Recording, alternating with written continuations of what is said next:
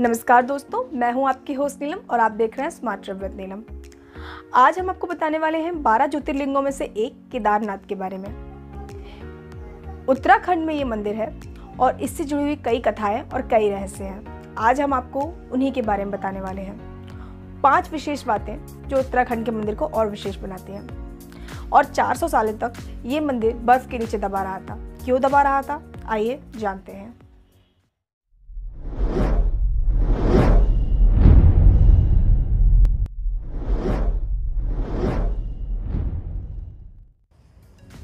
पहला रहस्य, केदारनाथ धाम 3 तरफ से बड़े पहाड़ों से घिरा हुआ है, जिनमें पहला 22,000 फुट ऊंचा केदार, दूसरा 21,600 फुट ऊंचा खर्च कुंड, तीसरा 22,700 फुट ऊंचा भरत कुंड है।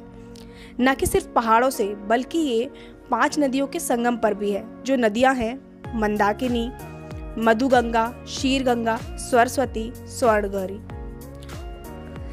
इन नदियों के किनारे केदारनाथ धाम बसा हुआ है। यहाँ सदियों से भारी बर्फबारी और जबरदस्त पानी रहता है।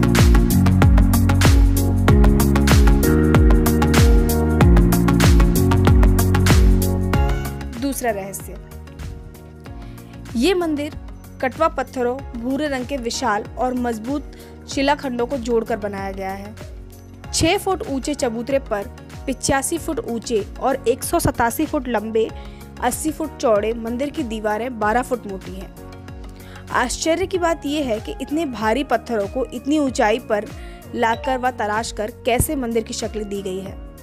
खासकर ये विशालकाय छत खंभों पर कैसे रखी गई है, किसी को नहीं पता।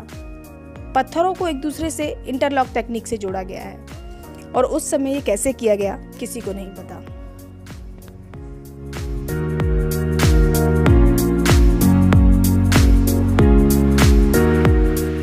तीसरा रहस्य, कहा जाता है कि ये मंदिर पांडवों के द्वारा बनवाया गया था, लेकिन वक्त की मार के चलते ये मंदिर लुप्त हो गया था।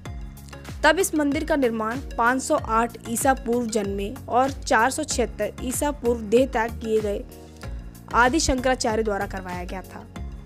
इस मंदिर के पीछे उनकी समाधि है। इसका गर्भगृह उपेक्षाकृत काफी प्राचीन है, जिसे 80वीं शताब्दी के लगभग माना जाता है। पहले 10वीं शताब्दी के मालवा राजा भोज के द्वारा फिर 13वीं शताब्दी में इस मंदिर का जीर्णोद्धार करवाया गया था।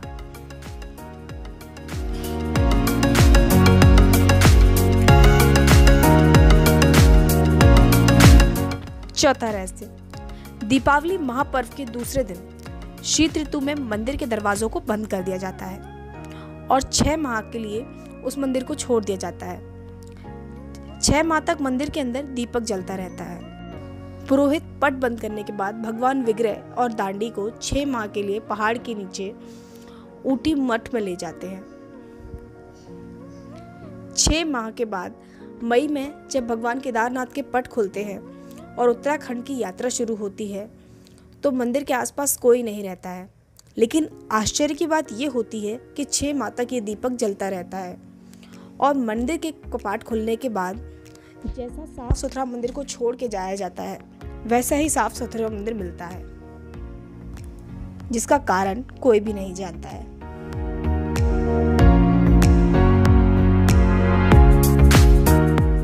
पांचवा रहस्य, 16 जून 2013। इस दिन प्रकृति ने बहुत बड़ा कहर बरपाया था। जल प्रलय से बहुत बड़ी बड़ी और मजबूत इमारतें पानी में पत्तों की तरह बह गई थी, लेकिन केदारनाथ के मंदिर का कुछ नहीं बिगड़ा था। आश्चर्य तो तब हुआ जब पानी के बहाव में लुढ़कती हुई एक विशाल चट्टान आई और अचानक वो मंदिर के पीछे आके रुक गई। इस चट्टान के रुकने से बाढ़ का जल 2 भागों में बंट गया और मंदिर पहले से भी ज्यादा सुरक्षित हो गया। इस प्रलय में लगभग 10,000 लोगों की उस समय मौत हुई थी, पर मंदिर काफी अच्छी स्थिति में रहा था।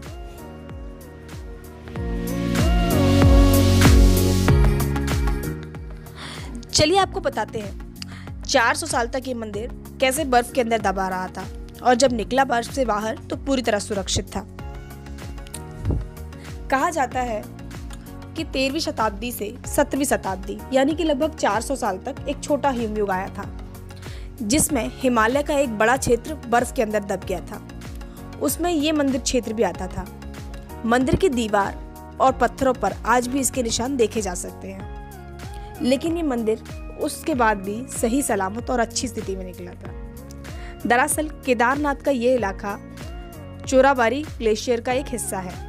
वैज्ञानिकों का कहना है कि ग्लेशियर लगातार पिघलते रहने और चट्टानों के खिसकते रहने से आगे भी इस तरह की जल प्रलय और प्राकृतिक आपदाएं आती रहेंगी, पर हम उम्मीद करते हैं कि ये मंदिर इसी तरह से बना रहे।